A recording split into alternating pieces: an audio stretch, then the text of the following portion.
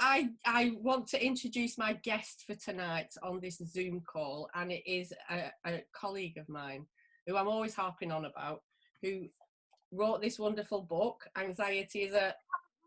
Yeah, or is it? It's Sarie Taylor from sarietaylor.com. So hello. Hello. How are I'd you like doing? to just add, we're not only my colleague, you are also my friend. Ah, that's nice. Yeah. First and foremost. But yeah, no, I'm good. I'm adjusting to life inside. Yeah, it's weird. It's really surreal. I just feel weird. That's all I can say. Yeah, it's funny. It's like, it feels really relatively normal when you're in just doing everyday stuff, cooking the tea or doing whatever. And I, as you do, work from home predominantly anyway. So that there's not much change there. But then suddenly something will hit me and I'll go, ooh, but I couldn't go out if I wanted. Or even though half the time when I can go out, I don't want to go out. I'd rather just chill and do. But it's almost like that psychological knowing you can't. It's like, but what if I want to? I said that the other day, exactly the same thing. I never go out, but being told I can't, it's like, no, I want to go out now. How dare you? Don't tell me that. Yeah. So it's been a bit surreal, and the adjustment. Everybody knows I've got a 15-year-old son at home, and I've been doing quite a bit of things with parents about homeschooling and how important it is. Is it important? Having a classroom situation set up in your house and cracking the whip for 6 hours a day. Well, the pressure on parents is unbelievable. Yeah, good luck if you can do that, but I think you're certainly not going to be alone if you feel like you can't, put it that way. And you know, my daughter's 12 and she's kind of at that self-sufficient, still young enough to be fearful of the wrath of teachers come September to do something. She's not quite hit that teen stage yet where she's like doesn't care type thing, and she's also not too young to not be able to do it for herself.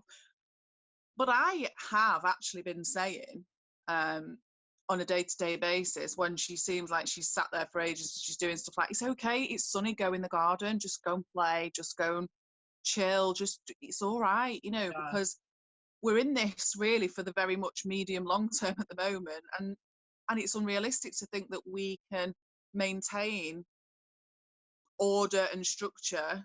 And you know, we're all going to be feeling ups and downs, and a lot of children as well are kind of like, oh, it's fine, it's okay, I like being at home, it's great being off school.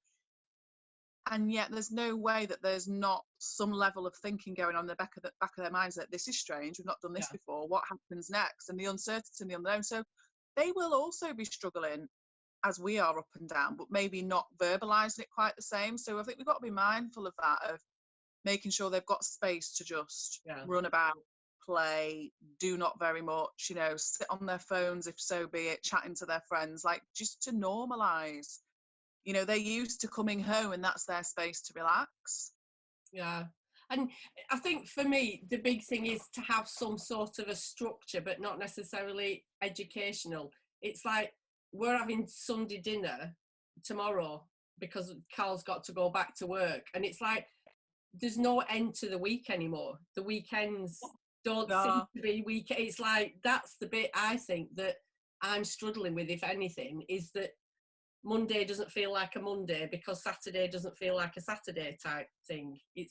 And even though for me in a way, you know, I could pick a random Wednesday and not book many things in and feel like that's a weekend day for me regularly anyway, but the difference is I don't normally have Matt and May at home, so it feels to me, I mean, the first week, last week, I think I had like a glass of Prosecco most nights because I'm like, I'm on holiday.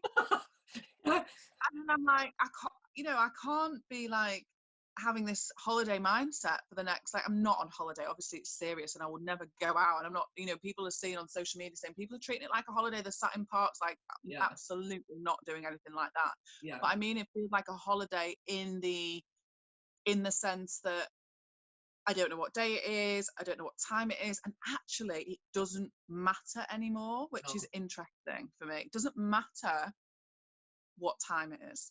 Yeah. But for me, that's the only structure that I'm missing really, is I don't know, stupid that remembering to put the bin out on a Wednesday night because I don't even know what day it is. It's those sort of mundane things Well, that you are a see, bit. maybe that's why I'm settling in quite nicely, because the only way I know to put the bin out is because I see somebody else's bloody bin. And I've lived here for like 3+ years, and I still couldn't tell you what day. If you, I couldn't tell you now what You're day. terrible. But I just see other people's, and I go, oh, Oh, it's you been know, there. it's bin day, and that's the way I work. So quite spontaneous in that sense. But I think there is balance, isn't there? There's a line. I tell you what the structure for me that's important is making sure I wash my hair and dry it and straighten it every now and then, which, you know, I wouldn't do every day anyway, and I Yeah, wouldn't wear makeup every day anyway.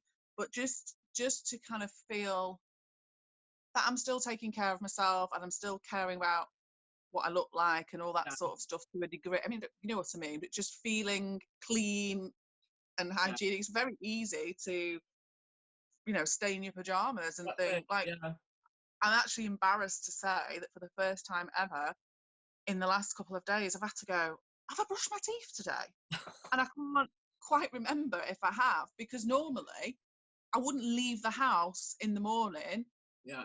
Without even to doing drop it. Nail Yeah. at school in my pajamas in the car without brushing my teeth. So some of our habits that we don't even think about because things are changing, it's like, you know, it's like, oh, have I? Yeah. You know, and stuff like that just feels really strange.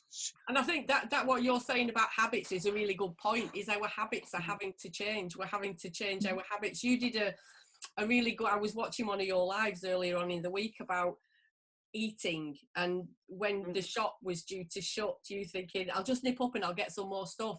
But without even trying, certain things have fallen away that Yeah. aren't Well, important anymore.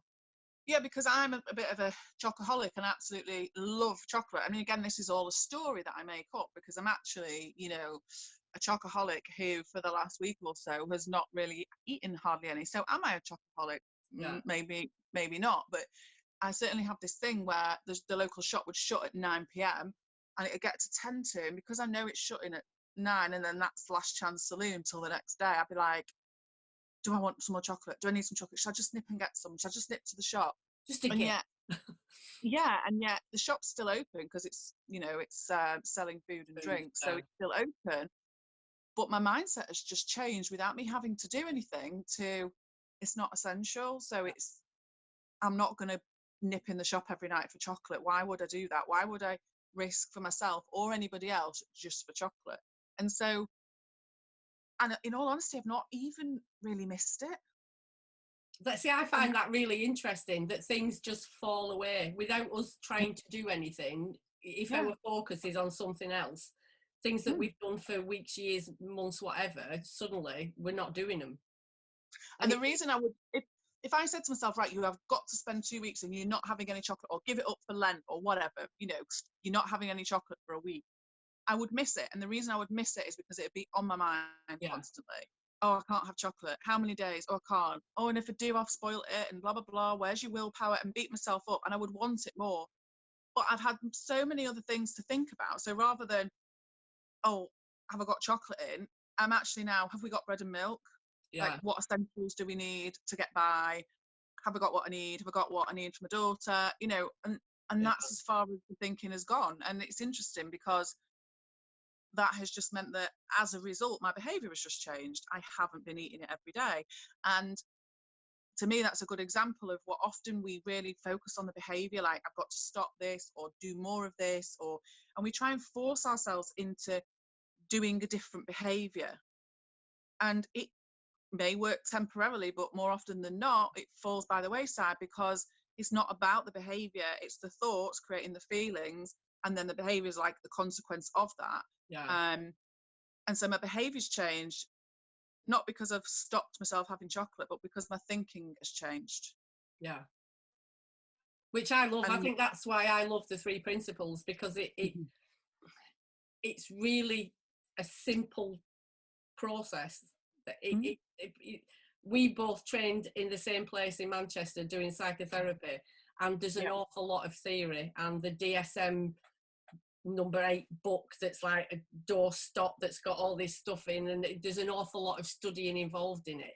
Whereas the 3 principles is really simple, and I think some people find that hard to accept because it is simple.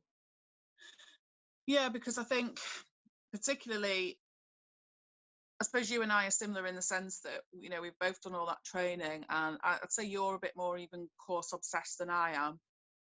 You've got more certificates than I've got, I would imagine. Of like Not all useful. wanting more information, wanting more structure, more knowledge. Knowledge is power, etc., etc.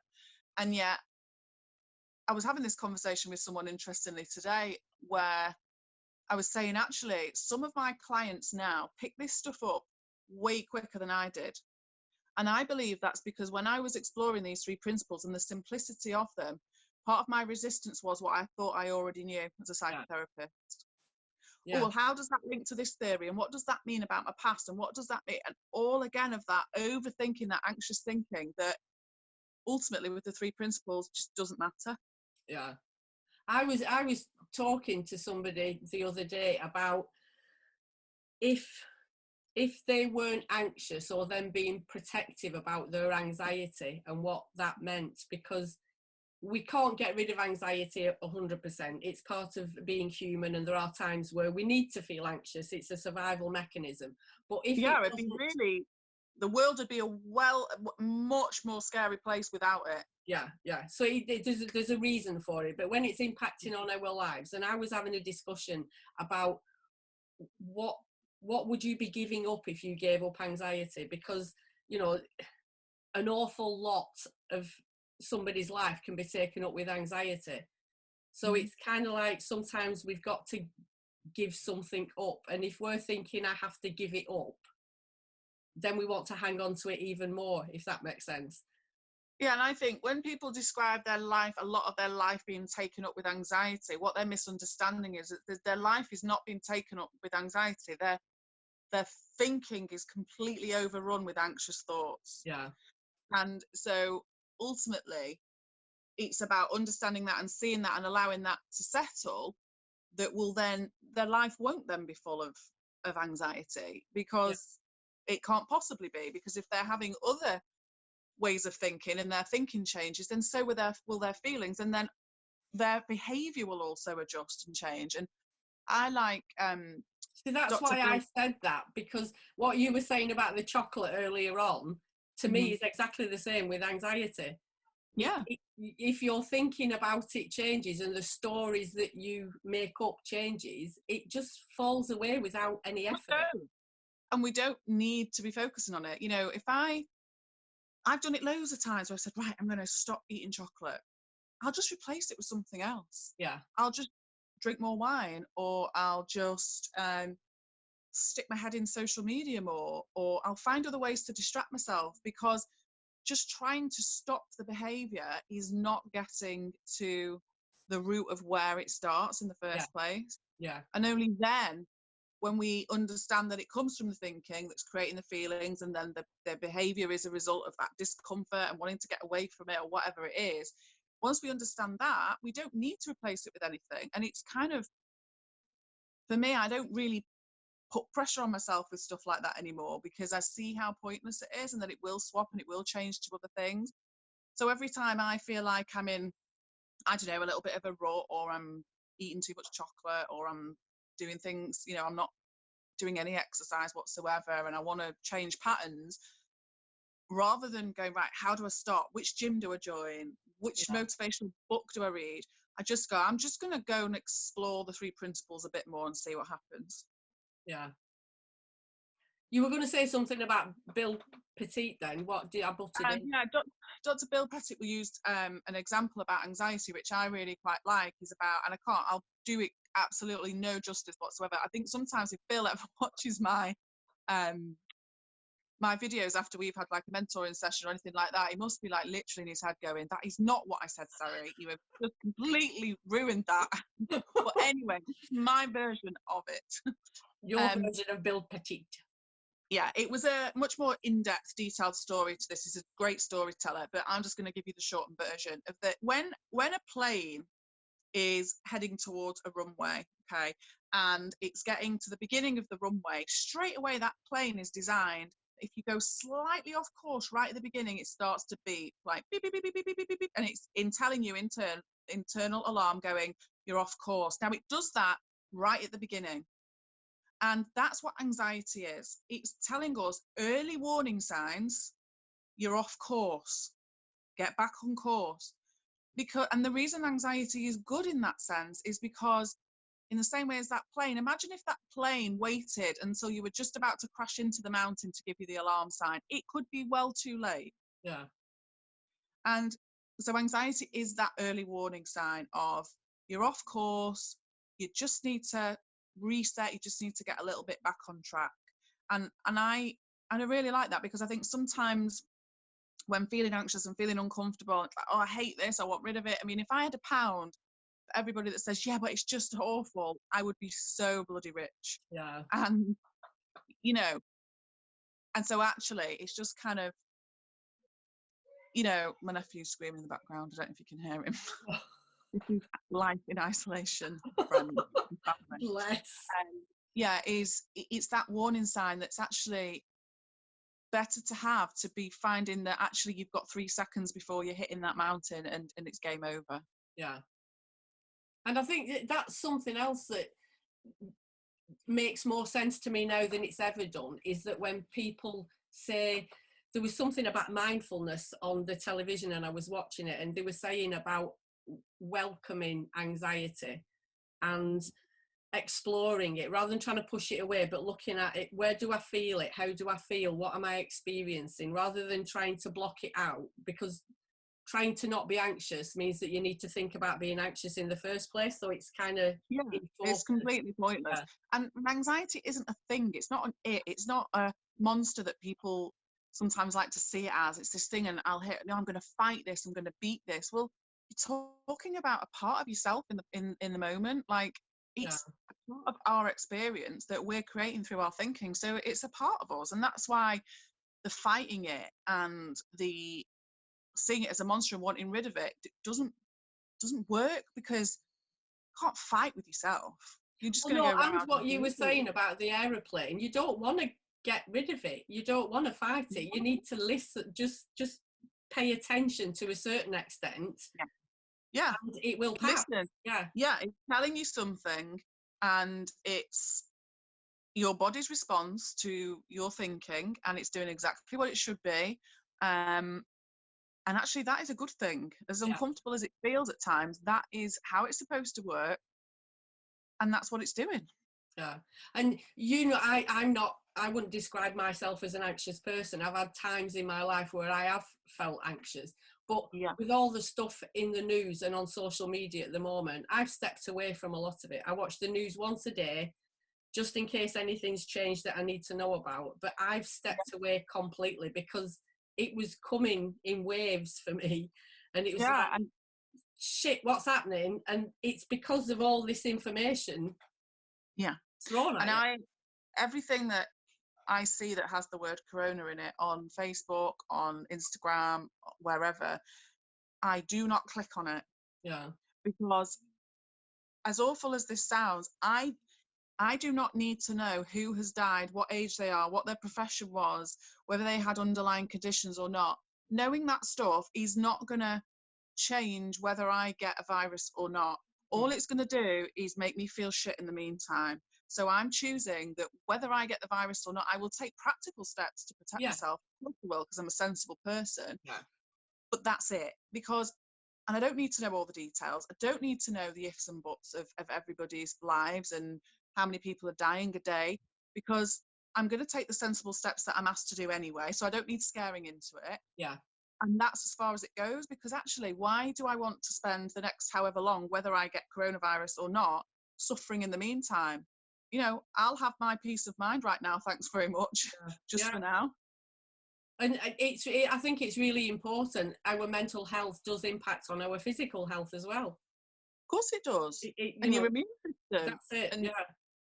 And so actually, you're doing yourself a disservice by entertaining all that stuff, because your mind is going to be busy and worrying, and then your nervous system is going to respond to that. So actually, if I did get the virus, unfortunately, in some way or another, then my body would be much more prepared to deal with that had I not read every single article in the run up to me getting ill. Yeah. Yeah, there is something for me about information overload. To start off with, I had the news channel on 24/7, and it was like, Yeah. why am I doing it? I just was drawn to it. And then, like you say, whether it's innate wisdom or my sat nav telling me, what are you doing? Yeah, because I think we believe that by getting all the information we can, we're going to maintain control. Like, we'll be in control, we'll be prepared. Yeah. We're not in control. No matter how many articles you read, you are not in control of whether your body gets that virus or not. So there is absolutely, you may as well stop trying. Like, there's no point in trying to maintain control by the stuff that you're taking in or that you're seeing and that you're researching. Like, it's really not going to affect the outcome in the slightest. So if you had to give people 3 tips for where we are now, not necessarily coronavirus, but for self-isolating, living within a family, I've stopped calling it lockdown and staying at home because it sounds really negative. Mm-hmm. You know, we're in lockdown over Christmas. The shops shut and the families get together at Christmas, but we don't call it lockdown and feel like we're thriving. We look forward to it. It's one thing in the year where everybody enjoys the structure, going out the window, watching television, overeating, doing all that sort of stuff. So to me, it's about staying safe. That's it. Just it's about throwing away expectations. And by that, I mean just taking every day as it comes, because we don't know what's happening next week. We don't know what's happening in 2 weeks. We don't. And so any amount of trying to figure that out is, again, just creating more suffering and distress. So it's about being kind and compassionate to yourself and taking every day at a time. And the thing that I always say and that always comes back to in terms of the 3 principles is just remember that your experience at the moment, however that looks, is coming through your thinking. Yeah. So if you're spending all day with your children and it feels chaotic and it feels stressful and it feels horrible, then it's about your thinking. Probably, if I had to guess, things like, I can't do this for the next however many weeks. Why can't they just listen? Oh, I'm so rubbish. I should just be calm now. How am I going to get this done? All of that thinking is creating a really uncomfortable experience. And regardless of how uncomfortable it is in the next however long, you're going to get through it. Yeah. You're going to get through it. But it doesn't need to be crap while we are getting through it. No. And actually, we can have good days and crap days, and both are okay. Like, it'll still, I said to someone today, a client in a session, like, no matter how you're experiencing this at the moment, the seconds, the minutes, and the hours of the days are still going to continue to tick by. Yeah, at the same speed. Yep. Yeah. Absolutely. Yeah.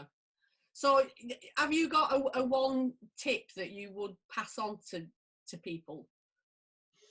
Is there one thing? I don't know whether people get fed up of me saying exactly what you're saying, that there's always a thought before a feeling. That's how it works. If you're feeling negative, you've had negative thoughts. If you're feeling positive, you've probably had positive thoughts. And linking it into our state of mind that fluctuates constantly. If I had to pick one word that sums up everything at the moment, everyone I'm speaking to, everybody's anxieties, everybody, the thing that for me just crops up every time into my head that I want to say to people is acceptance. That for me is the big thing. Acceptance of what is, acceptance of where you are, acceptance of how you feel, acceptance of whether you're a good teacher or not a good teacher. Just acceptance. Because acceptance to me is kind of like the opposite of resistance. And the more you resist and the more you beat yourself up, the shitter you're going to feel. That's brilliant. I like that. Yeah. Yeah. And it doesn't need to be perfect. Accept the fact that like you say, I'm a crap teacher. We can accept that there'll be days where, you know, I've already had days where I'm like, oh, this is all right. And then other days where I'm like, this is awful. And I accept both. Yeah. And I accept I like that. Those again. Like, to me, that is my word at the moment. In my head, for myself, like, if I start getting, oh gosh, how, you know, when's it going to end? When's it going to stop? How are we going to all manage? Blah, blah, blah. I just say to myself, acceptance. Like, just accept. Yeah. And exactly like you said, there's no resistance to that, is there? You can't. Well, the opposite to me of accept. I mean, I'm sure it's not directly the opposite, but in my head, the opposite of acceptance. If I'm not accepting, I'm resisting. Yeah. If I'm resisting, I am creating a whole load of unnecessary stress for myself. Yeah. And fighting a battle that nobody's going to win, including me. So to me, it's just acceptance. You know, if I have days where I feel crap and I want to lie in bed and just do the bare minimum, I'm going to accept that. I love listening to you talk now. For people, again, I'm going to plug this book because this is your journey. And the way that you talk and the journey that you've been on for, 20 years, whatever it is that's got you to this point is amazing. I've only been part of the last 8 or 9 years of it. But 9 years. I know, it's shocking, isn't it? But to see you where you are now, spreading the word that you are and helping people, I think I spoke about you on my group and called you my anxiety guru. Just what a reputation, eh? You always come up with little gems that are like, yeah, wow, I never even thought about it that way. Do you know what I think it is though? I think when you live in it and you're experiencing it for yourself as you go along, it's actually really then quite easy. I've become comfortable now with being authentic. So when I share, I only share really from what I've seen for myself and what I know for myself, and hope that that's helpful for people. And I think the more you become okay with yourself, which is where I'm at now, the easier it is to share that authentically. Whereas maybe many years ago, I would have given people almost like an edited version of my experience because I would have been fearful of being judged or whatever. Whereas what's lovely about these 3 principles is the more you explore them, the more you become okay with your own truth. Yeah. And I think when you just share that, it just, you do just come up with little examples and things because it just feels real. You know, I don't know how to explain, but it's just, I just think you're just sharing from what you see to be true. And people either get that or they won't get that. Yeah, and that's a big thing with this, is that you can't, what you said earlier on about the courses with me and everything, it's like, give me the stuff, I'll learn it, I'll study it, and I'll get it. And that does not work with the 3 principles. You can't learn this on a course. It's levels of understanding and awareness, and exactly what you said, acceptance. It's layers. Yeah.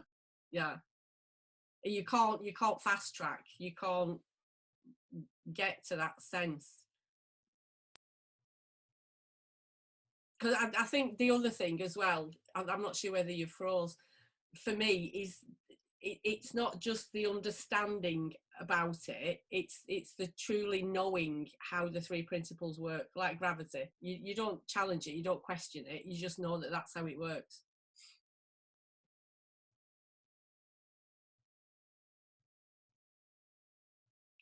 I'm not sure whether Sarie's signal's gone. Oh, she's gone. Oh, she's back again. Yay, she's back again. Don't know what happened there. Your screen just went black. You were decapitated. And then you were. So I'll chop that bit out. No, I was saying about it's kind of like learning about the 3 principles takes you to a certain level. You can understand it, but it's not knowing it. I always refer to gravity. I have no idea how gravity works. I just accept that if I drop something, it falls to the floor, and that's it. I don't need to work it out. Yeah, and you don't need to know how it works in order for it to serve you. And I don't test it either. I don't keep dropping things just to check if it's still there. Yeah, and that's what a lot of people do with anxiety. They constantly test themselves. Am I getting it? do I force myself for this? Do I force myself for that? And that's why I always just come back to this acceptance.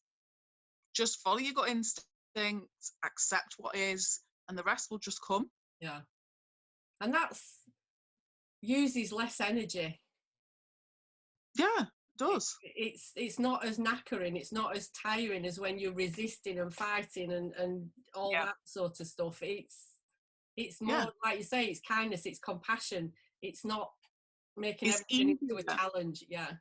It's much easier. It makes life easier. It makes you more compassionate with yourself. It certainly doesn't make life perfect, but it's kind of, you stop caring too much about whether life's perfect or not.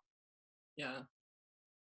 It never will be. So thank you so much for doing this on a Friday night. I really, really appreciate it. We need to do it more often.